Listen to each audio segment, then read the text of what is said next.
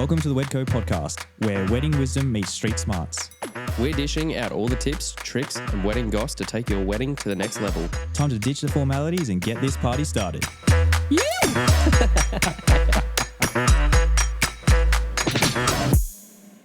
Hello and welcome to the Wedco podcast. Today I've got Andy from AM Weddings on the podcast with me. Hey, mate. Thanks so much for coming on, mate. It's a pleasure. Awesome. Back home.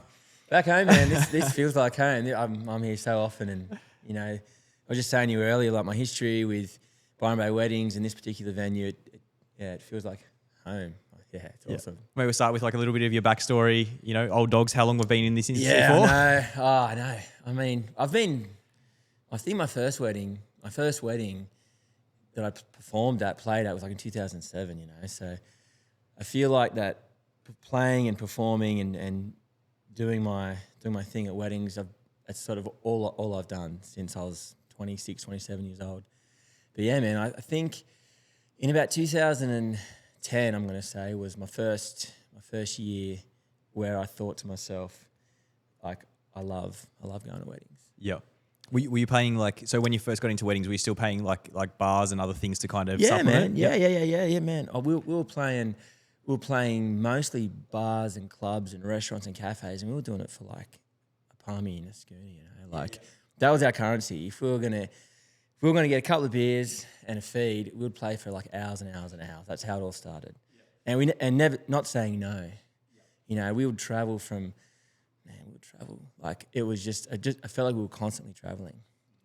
You know, and if you're traveling all weekend, like Friday, Saturday, Sunday, in the car, you know, surfboards in the back, speakers, guitars, and it wasn't like the gear now. The speakers were massive, man. Like we had these Yamaha speakers, they're like 27 kilos each, and it was like a workout just to set your gear up, go and play at a surf club or a pub or a cafe for a couple of hours, have a hell good time, and then we'd either stay locally, like wherever we were, Sunny Coast, or even out to Toowoomba. We'd travel everywhere, and it was just a period of our life where we just take work, not say no, and man, we loved it so much. So it kind of all started just from the love of doing what you do, I suppose. Yeah. And so you're obviously in a band back then? Yeah, man. Yep. So I was in a duo, with my best mate back then, and it was just sick. It was just a good time. Nothing was serious. We sort of fell into weddings through just referrals. You're playing at, say, a surf club. We did a lot of surf club gigs and stuff. Hey, you should play at my friend's wedding. And we're like, wedding? God. All right, that's got to be weird. And then you do 10 weddings, and we were like hooked. Yep. You're like, we're doing weddings. We're doing weddings now. So then, like I go back to 2010, because I feel like that was a bit of a pivotal year where I think we played maybe 30 or 40 weddings and did 30 or 40 pub gigs. Yeah, okay. And we're transitioning out of the pub scene into weddings. It was also coinciding with coming down here at this not this venue, because this is a new venue since the rebuild after the burns. It's close to my heart as well. But you know, 2010, 2011, when Figtree was a restaurant. So it was a restaurant Monday to Thursday, I think. You can correct me, Jay, if that's wrong. But then on the weekends, I would have weddings and we would play, you know, man. And there wasn't this beautiful manicured garden there is now. Like we'd play down by the olive gardens, the alcove out there where the double-decker bus arrives, you get champagne, like all this beautiful manicured, like it's so perfect now. It's just the perfect wedding venue. But back then it was a restaurant. It was a white Fibro Shack restaurant. And I was just saying to you earlier, where the DJ booth is now, that was where we used to play and DJ. And the roof was like 6 foot, fully, and the floorboards would creak. It was, yeah, and none of this surround sound stuff. And we would play and DJ in there. And I think it was Jay's old bedroom. Could be wrong, mate. But that's back in the 70s where he grew up. Yeah. And we would just party and play and sometimes just sleep in the car, man. Like it was just, and then far out. Like we just did that over and over and over again. And it was really organic. It was really, really carefree, cool lifestyle that we had. Like it was before, I'm going to say before social media, because we had MySpace, you know. Yeah, we had MySpace, and I think like Instagram and Facebook was there, but I think people would post like once a month, you know. So It's not the tool that it is now. So it was just an industry that was growing. I don't think, just from my memory, I don't think Byron Bay weddings was a thing. It was just Figtree Restaurant here. We'd play, and then other venues around here we'd play at wedding, like Beach Cafe in Byron. I think Earth House was built a few years later with Munro out there. Forget Me Not was running. I mean, the Byron Bay weddings industry that we know now definitely didn't exist. We would just go to weddings and play just through referrals and hanging out with your mates. Yeah. It was awesome. Man, it was so good. And when you first started, like when you're like, okay, cool. Was there ever a point where, like for your music side, where like we do weddings, and that kind of became the, you know, you said 2010, but like was that the like this is what we do now? Yeah. So it's a bit of a mindset, isn't it? With anything that you do, you have to make a decision. Like, am I going to be playing? Am I going to say yes to a guaranteed gig at a surf club or a pub for a couple of beers and a palmy? And I think we did get paid eventually, but for the good time, or do you want to get professional, level up, like your communication, your website, your branding, how you deliver and how you communicate, how you market yourself, the kind of product that you want to give the couple. It's way, way, way, way, way bigger than just performing, at a club for strangers. So we made a decision, I think 2010 or 2011, to change our mindset, change our marketing, improve our website, and we really found a way to connect with the couples. And at the end of the day, that's what I think we became really good at. As musicians, pretty good. Like, there's so many guys who are amazing at playing guitar and singing. I'm not one of them. But I found my strength was to communicate and to really understand what the couple wants. And when they get married, or when a couple comes to you and they're getting married, back then they didn't really know what they wanted. They just want entertainment for their wedding. And then, I was like, well, what song are you going to walk down the aisle to? Have you thought about your signing song? What kind of energy do you want after the ceremony? What songs do you want played in our breaks? All those kinds of things. And I feel like that evolution of tailoring our sets and tailoring our communication led into sort of the whole day entertainment package, which included the DJ set, which evolved into me being an MC. So I used to entertain, play at weddings, and MC. So I did that. I reckon I did that for 5 years before I became a Celebrant. So entertaining, playing at weddings, MCing, got really comfortable with what I was doing. And then back then as well, like 12 years ago, there was probably a tenth of the suppliers there is now. So you just knew everyone. The same photographer and videographer, because there was no content creation, and the variety and the amount of talent that there is now certainly didn't exist 12 years ago. That's what I was going to ask. Like, you look at Byron Bay now, it's like it is the place to get married. Was it always that way? Yeah, I think it is the place. I think, I was thinking about this the other day. It is, you just look out the window now, like, it is beautiful. The climate's amazing. And I definitely feel December and January, there aren't as many weddings, but there's still a lot of inquiry. But from February to November, 10 months of the year, there'd be, I don't want to sort of make a ballpark figure, but there's got to be 40 or 50 weddings every weekend in this region. It's insane, man. Like the beach, the beautiful beach, like the landscape, the mountains in the hinterland, the amount of venues, the amount of talent, like everyone who has a bit, not everyone, but like people who are in the industry and call themselves wedding professionals that I've worked with anyway, man, they're so good. But they bring everyone up. Yeah, for sure, definitely. You can't be mediocre anymore. You can't be mediocre, man. You just won't get referred, which for me, that's really important, like networking and getting referrals. Because I'm pretty crap at social media, but I don't feel I need to be that present anymore. I'm so comfortable and familiar with my venues that I've been working at for the last 10 years. and who I work with, you just get a really nice relationship with these people, and we're all couple driven, if that makes sense. So sure, we know what we do, and we're good at what we do, but at the end of the day, when you've got the photographer and the videographer and the musician, the celebrant, and the florist all putting the couple's needs first, that's when it all comes together. Yeah, exactly. And then like talking about like longevity in the wedding industry, we've both kind of seen, you know, wedding vendors come and go over that time, but then also how people operate throughout those years change as well. Yeah. Oh man, it's been great. Like it's been such an evolution, I think is the best word. And I think, I don't know, like there's been so many eras, I suppose, in the wedding industry, but the biggest change that I've experienced is this post-COVID era. So 2020, oh man, I'd even take it back here, like 2019, November 2019, I'll never forget it. It's the 2nd of November 2019.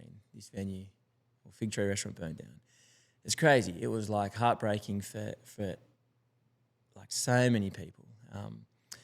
But we had to just gather as a community, stay strong. Che and his team rebuilt this beautiful venue. And I think there was droughts going on at the time, or maybe floods, maybe both. Like it was a pretty hectic climate sort of change in our area. And then we had COVID in 2020.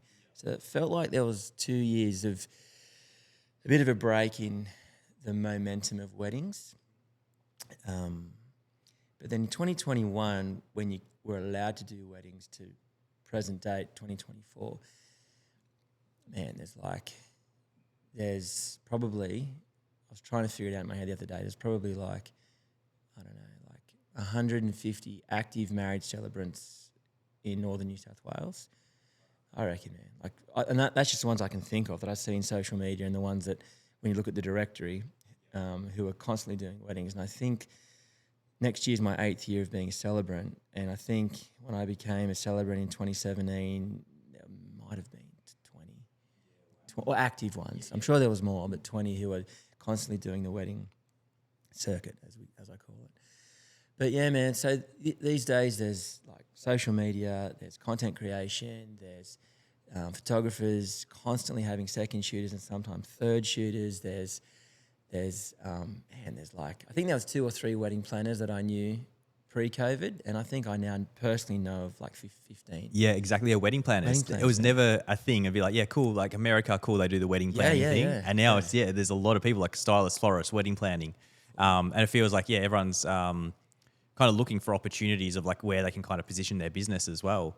Coming back to the celebrancy side of things, I feel like that's probably one of the most competitive at the moment. I feel like there was a massive rise in celebrants come through. And it feels like it's kind of reshifting at the moment, and like the ones who are doing better are kind of rising and the rest are falling away again. Yeah, 100%. That's exactly how I see it too. And I was pretty, I guess, intimidated, I suppose, two years ago, where you just see so many of these celebrants come out of COVID, whether they were studying or career change or whatever, and even like, and I'm sure the celebrants before my time were thinking the same as well. Like there's so many new personalities and creative ways to be a celebrant. However, like you just said, I think some celebrants have done it for a few years, or they've done maybe 50 or 60 weddings and realised that it is pretty hard work.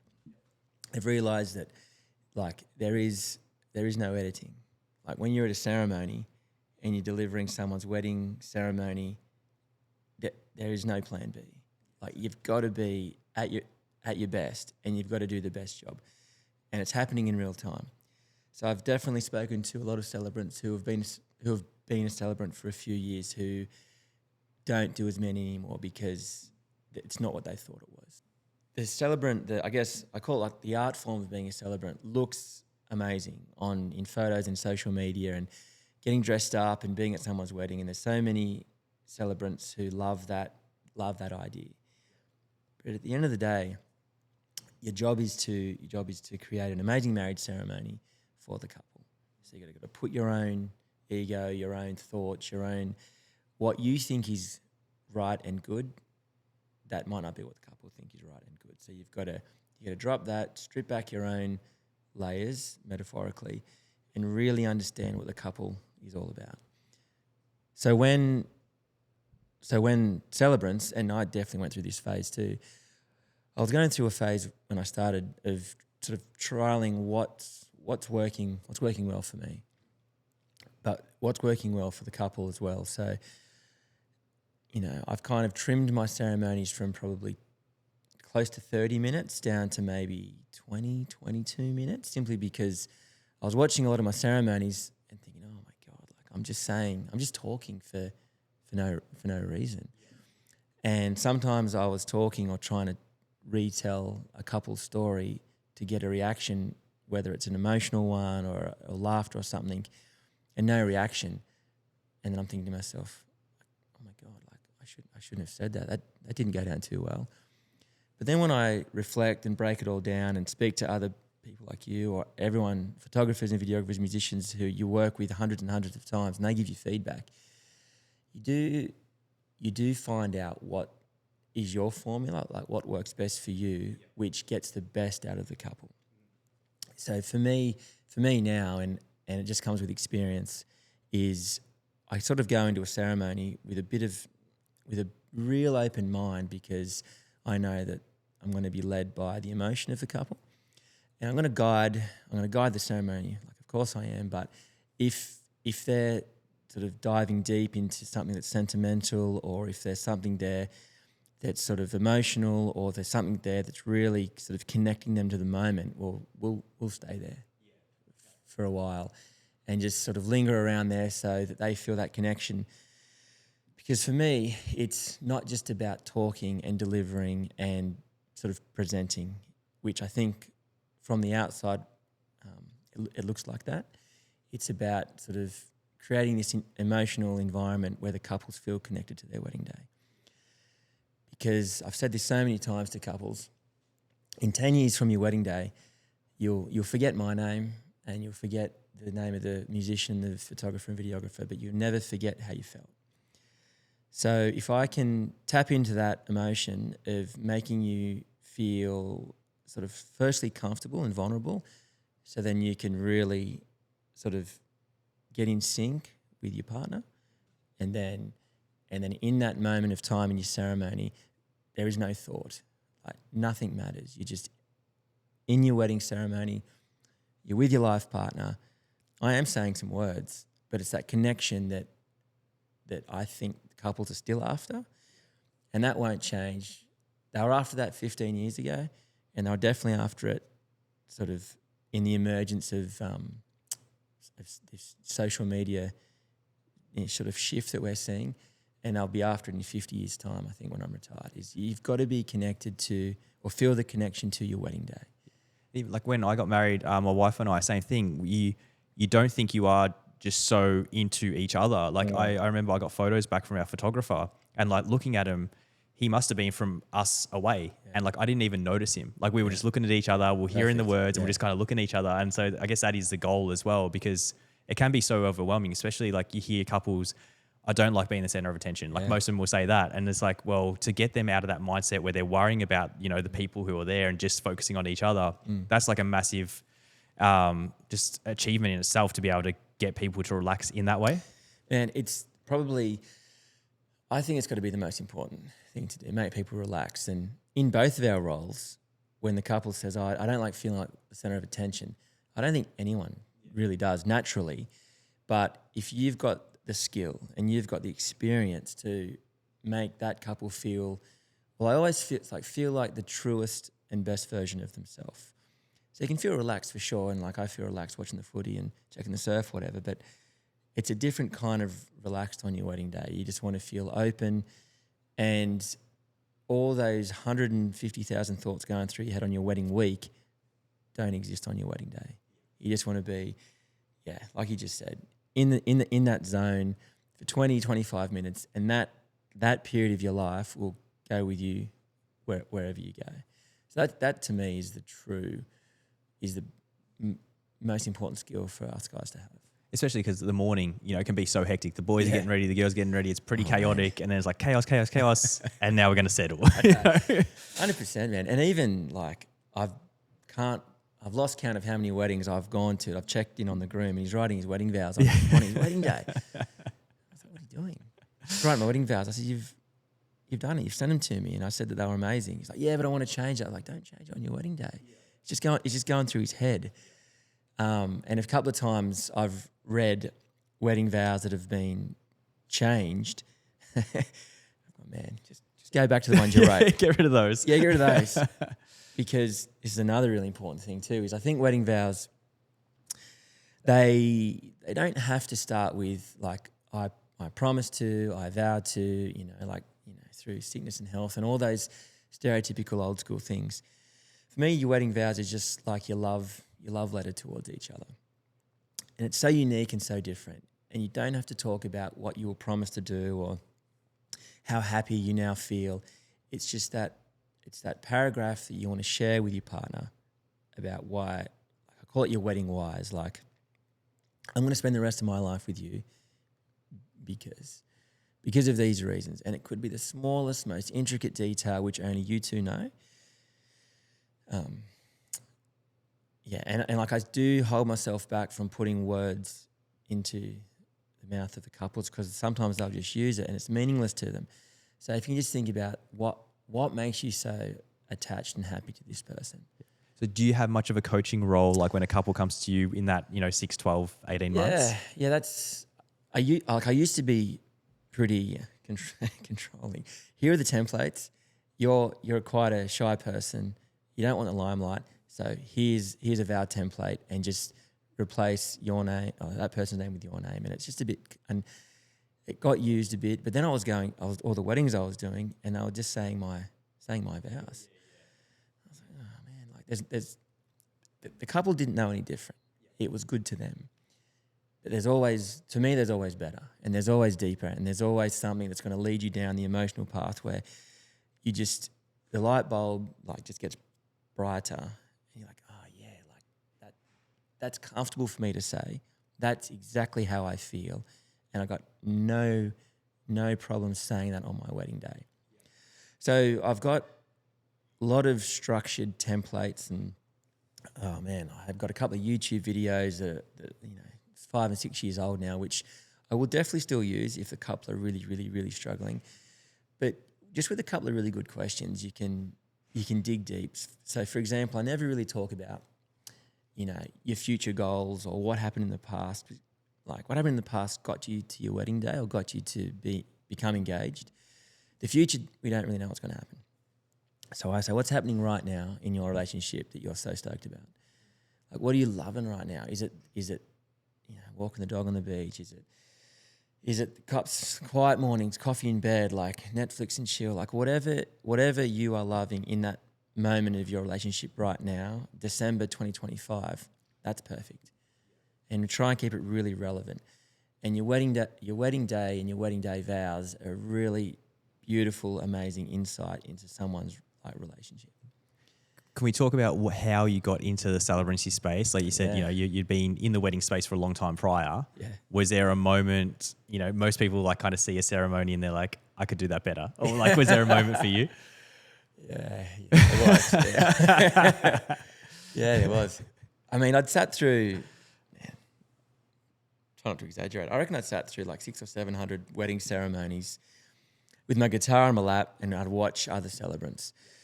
Now, I'm not going to say I could definitely do that better.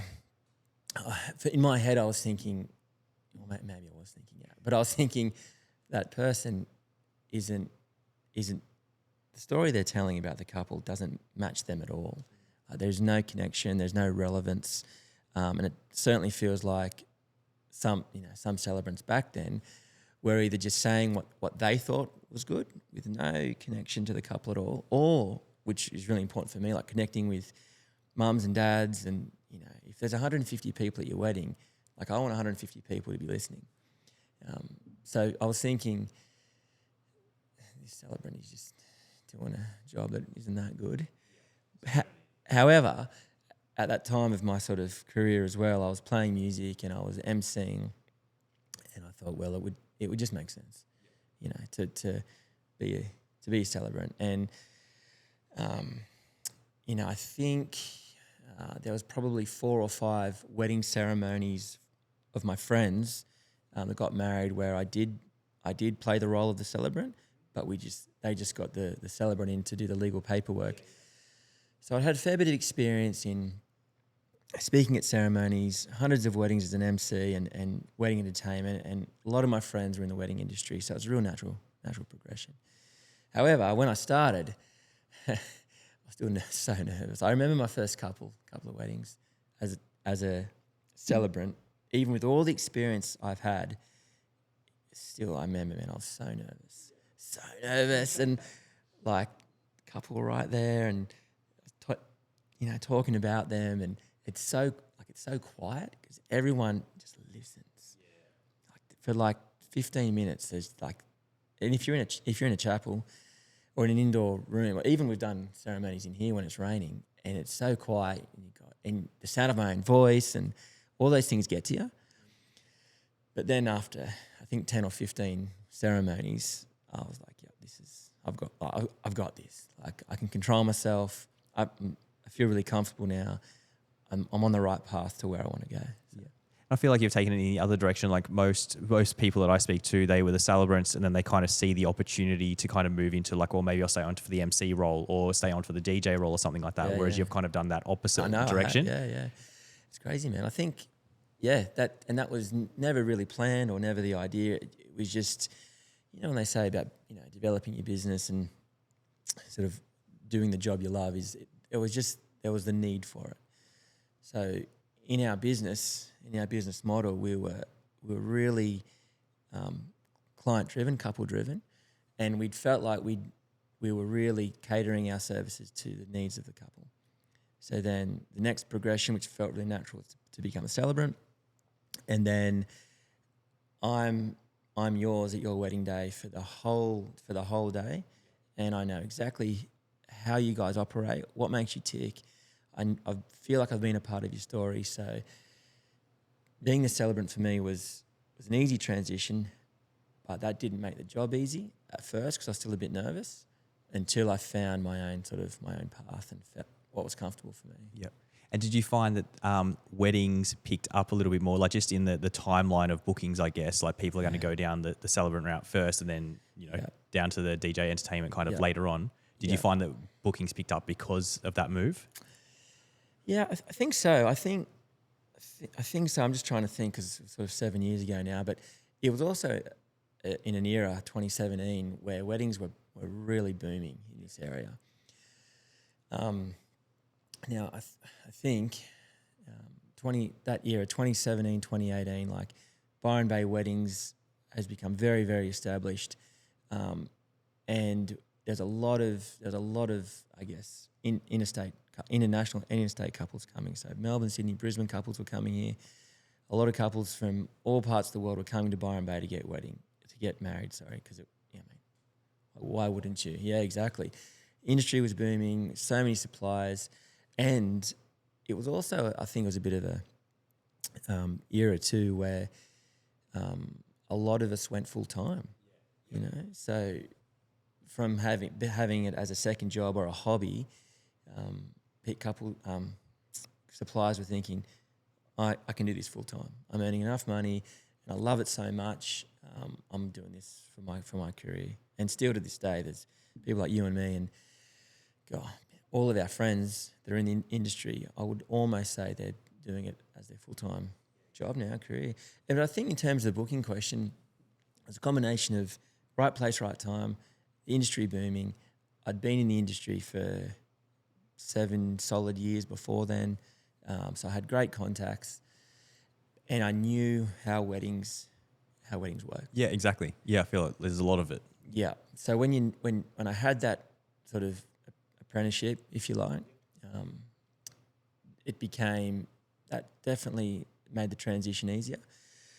But then, of course, being a celebrant and being able to manage emotions, like the emotions of the couple, and tailoring my service to their expectations, and then running a business by myself, that's when it got a bit challenging. Yeah. We all experience it though. Definitely. Yeah. You have to go through those to be Yeah, like, yeah. oh, I can't do that again. Totally. Yeah. You don't know unless you try. Yeah, for sure. And that's it. That was it for me. You know, like I was always a bit curious as to, you know, how it would to go out on the limb. You know, be a celebrant and work for myself, be completely my own boss, my own self, be in charge of everything that I'm doing. Your own invoicing, your own bookwork, all that kind of stuff. So it is quite daunting, and that's a transitional thing as well. It takes time to feel comfortable running your own business how you want it to be run. Yeah, especially like when the work is, it doesn't even feel like 50%. Like you rocking up to weddings, that might be like 25% of your job now, and the rest is the rest. Yeah, the rest is the rest. I know, and there is so much the rest. Yeah. And like going back to my point before, for my role, all my work's done in the lead up, communicating all the legal paperwork, getting the ceremony right, and I'm really I'm pretty focused on the couple, and I really don't want to go to a wedding assuming anything or saying anything in my script that is just a throwaway line. So I want everything to be meaningful, and as the ceremony unfolds in real time, that's how the ceremony is going to go. You can't edit it. You know. I've spoken to other celebrants and they said they almost have like priming questions where they'll be like, cool, I'm going to ask this, which is like, a little bit outrageous just to see, kind of gauge the crowd and everything like that. And if that goes well, then we go down this track or vice versa. Do you have any kind of little nuances like that? For me, it's really important for me that I get a feel for who I'm talking to before the ceremony. So I do ask like who's known the groom for more than 10 years. Obviously family, and maybe some friends, who's known the bride for more than 10 years, who's family, who's friends. So just to get a quick snapshot of who I'm talking to.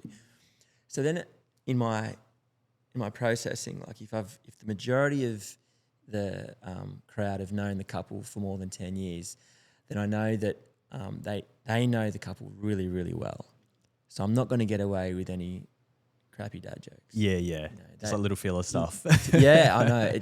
And they know the couple, like they've seen them grow. They've been with the couple through their whole journey. I'm just their celebrant. But my job is still to highlight the best bits of their relationship and connect all the dots. So, how they met is obviously important in their first few months and how they fell in love.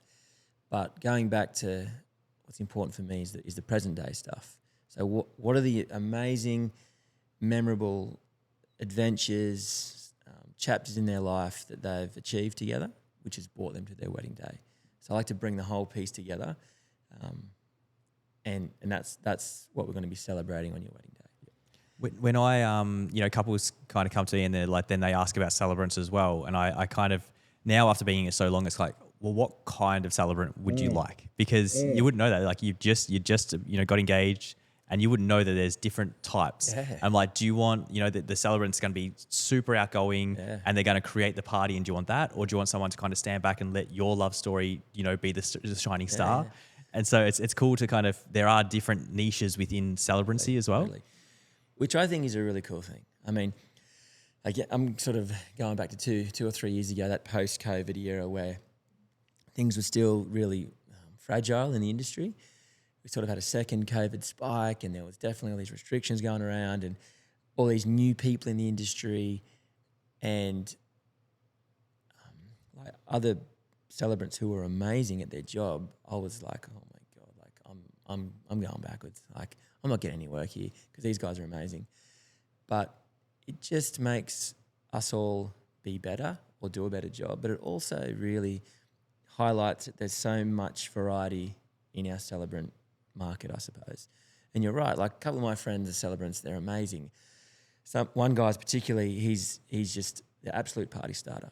He's always laughing, always got a massive smile on his face, and he goes to a wedding almost doing cartwheels. His energy's so high, and that's perfect for some people. I'm not like that. Yeah. I love having a good time, but I'm a bit more of a realist than that. Yep. And more of a storyteller than that. But he's awesome, and he's so busy, and he gets plenty of work, and he's bloody really amazing at his job, and that's good for our industry. Yeah, for You've sure. got to have variety. Yeah. And there's other male celebrants too, because I think male and female celebrants are sort of in a bit of a different category. Yeah. Like there's so many male celebrants, and they're amazing. And there's one guy I'm thinking of who's just the ultimate detailed storyteller. And so there's this one guy who he writes like in such detail, and he's a beautiful writer, and that's his style is the detailed storytelling. It's a bit of a listening experience for the couple and for their family and friends. But if that's what they want, he's perfect. So yeah, the variety is amazing. Everyone's creative in their own way, and I've sort of come to the realization now that the industry is getting better because there's so much talent. Yeah. Do you still find, the breakdown? Byron's a bit like hard living here, where it's like just more so like targeting, couples. Yeah. Because there are so many coming from your state, like so many, Sydney, Melbourne couples coming here to get married as well. How do you kind of deal with that?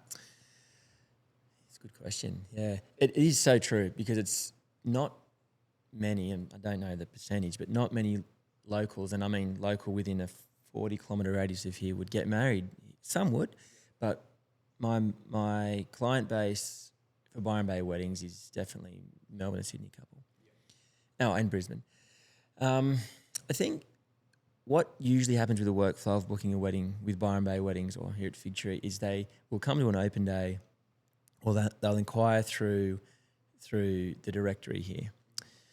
And then once they've booked a venue, whether it's this venue or any of the other amazing venues around here, then they get the venue owner or the photographer or the wedding planner is like, you got to start booking your people now, your celebrant, everyone for your wedding day. And like I said before, because we have a bit of a network here, and there's some of us older guys who have been around for ages, and it's just, hey, you haven't booked a photographer and videographer? Here's Steve's number. Give him a call. And they pretty quickly, within the first month, I would say, of the couple booking their venue around here, they get led to a directory, or they get just referred straight word of mouth of who you should book for your wedding day. So I think, the workflow hasn't really changed over the years, but the amount of creative talent in our industry has changed a fair bit. Yeah, and it just shows the trust, I guess, within like the Figtree team and like Byron Bay Weddings. Like they go and they, cool, this is the venue we're going with, and the trust is just there as well. So important, man. Trust is so important. Like if you lose the trust with your work colleagues in this industry, it's pretty hard to get it back. But equally, it's years and years of building up and getting your reputation. And once you've got your buddies, your team, and your like-minded wedding friends as well, it does make it so much easier for everyone. Like so much easier. Like this is a really important message for couples too. Like if you're getting married in Byron Bay and one of us guys recommends someone, you should book them. Like you should, like within reason, of course, but I will recommend suppliers who are the same as me. And I'm sure, you will as well, and all our friends will do the same. You want someone who's professional, who's thoughtful, who's really hardworking, who's really diligent in their job, he's fun. Then these are the people you should book. Yeah, even just like your life aligning as well. Like you find like there's so many times we'll be down at the Bruns River, and I'm like, I wish we didn't live here because like I want to be able to holiday here. Yeah, like it's so beautiful there. And I'm like, I wish like because now we're like, where do we go to for holidays? And you can't go anywhere. No way. You don't go anywhere. Yeah, but it's just like you find your group and you kind of just really resonate. And when I was living on the Gold Coast, I found that pretty far and few in between, whereas actually people I actually resonated with, like I'd work weddings with, but then our lives would be completely different. Totally. Whereas like living here, I feel like a lot of the people in the industry are very similar. They've got family life, really aligning morals. Totally. It's a real industry, but our work is our career now, is our jobs. So like you said, you live just down the road, and so do I. And we have a family, and the wedding industry is our workplace. So we're all on the same page. We all get it. We understand the highs and the lows of running our business in the industry, but also what it feels like to meet with a couple, to plan a wedding, to go to work at someone's wedding. And that's when you go to work at someone's wedding, it's like I said before, it's not like going to a surf club and playing a couple of acoustic songs. Like you've got to be better than your A game. There's no plan B. There's no plan B. You've got to be amazing, and you've got to have that energy which you give to the couple that relaxes them. Because so often, one of my things I always do, this sunrise room, down there, and the dairy up there is where some of the brides get married. And I'll always go and see them about an hour and a half before the ceremony. Ceremony's out there, and they're getting ready in the sunrise room, and I'll always go and see them. But I'm so conscious of walking into that room as relaxed and as open as I can be. Quite often I've got my T-shirt on, I don't have my wedding suit on yet, and I just want to talk to the bride and say, hey, how you going? This is your wedding day. How you feeling? Mm-hmm. We're all humans here. And if I'm a bit nervous, I'm like, of course you are. I'm nervous too. And I meet her mum, and she's nervous, and her sister's nervous, and there's usually kids running around, and everyone's so excited. And I'm like, this is what it's all about. The energy in the room is heightened. They've never done it before. And when the celebrant, or when anyone experienced who's working on their wedding day walks in, you want to be relaxed. You got to calm their nerves, sort of calibrate that energy, reassure it's going to be okay. You're going to walk around the corner in about an hour, and then you're going to get married. So let's do it. Are you married now? Yeah. Were you married prior to getting into the wedding industry? Yeah. Okay, yeah. cool. I was going to ask, did that change at all? Yeah, it did, man. So I got married. Sorry, babe. We got married 14 years ago, I think, in Coolangatta. It's our anniversary next week. I remembered. Love you. And there was 2010, 2011. There was no choice. There was no variety. I think there would have been, between Gold Coast and Byron Bay, there would have been 10 marriage celebrants to choose from. We got recommended someone, I think. And ceremony was pretty stark and non-personal at all. But at that time, we didn't know any better, and the reception and the party was really cool. But in terms of the wedding ceremony, we just thought we're going to do this because that's what our parents did. We're going to go down that path. And that was totally, you only know what you know, right? And then, so that was 2010 or 11 we got married. I'm going to say 11. And then the next year, that was also the same year where my wedding business was starting to evolve. Yeah, so I had the experience of getting married in a way that wasn't authentically us. So I knew what that felt like, and I wanted to give couples sort of the opposite experience. Yeah, makes sense.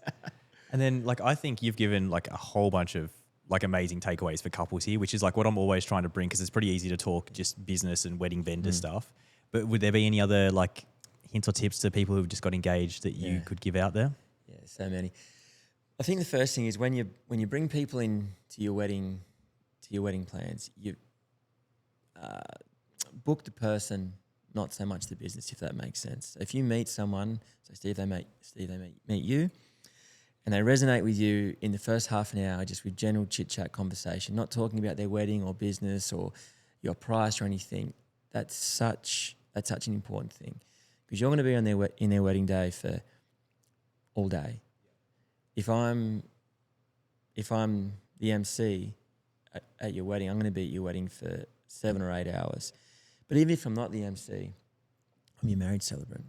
I'm telling your story. I'm representing your relationship.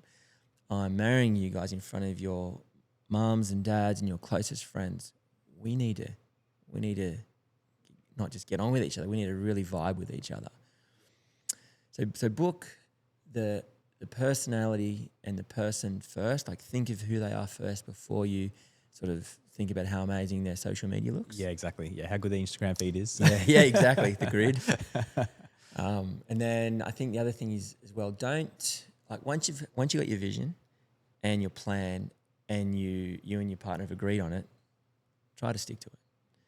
It's really easy to go through Pinterest and TikTok and all the other platforms out there, which I'm not really familiar with, but stick to your guns and be true to yourself, because you're only, let's say you get married at the age of 30, you're only getting married at that point in your life once.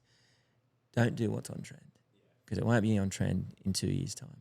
Do what's really important for you. then I guess the third thing is like enjoy the journey.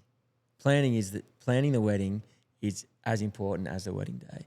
So your conversations with me, with you, your talking to wedding planners, your visits to Byron Bay to do a tasting or to check the venue out, like enjoy that. That's all part of it all. And you will remember your wedding day. It's one of the best days of your life, best day ever, I've been known to say. But the planning is important as well. The taste testing, the meeting with your photographer and talking about, lighting and angles and the style, that's all part of it as well. Enjoy the journey, enjoy the ride, love your wedding day, and hopefully I can be there. I love it. Yeah. Awesome. All right. So I think we should wrap this up. Man. This has been amazing, mate. It's been good. All right. So where can people find you and when they want to get married in Byron? You're here, man. Like I'm at Figtree all the time. I love it here. But I'm in the directory, the Byron Bay Weddings directory, AM Weddings. AM Weddings is my entertainment side of my business, and AM Celebrant is me, just the marriage celebrant. On the directory, just come into town and meet people like you or Lapo and say, who's this Andrew Michael bloke? I want to book him. Love it. Awesome. Thanks so much for coming on, worries, mate. man. Really appreciate it. It's been so good. Awesome. Yeah. See you later. Thanks for tuning in to the Wedco podcast. We're dropping a fresh episode every week featuring industry professionals dishing out the wedding wisdom you need to turn those dreams into reality.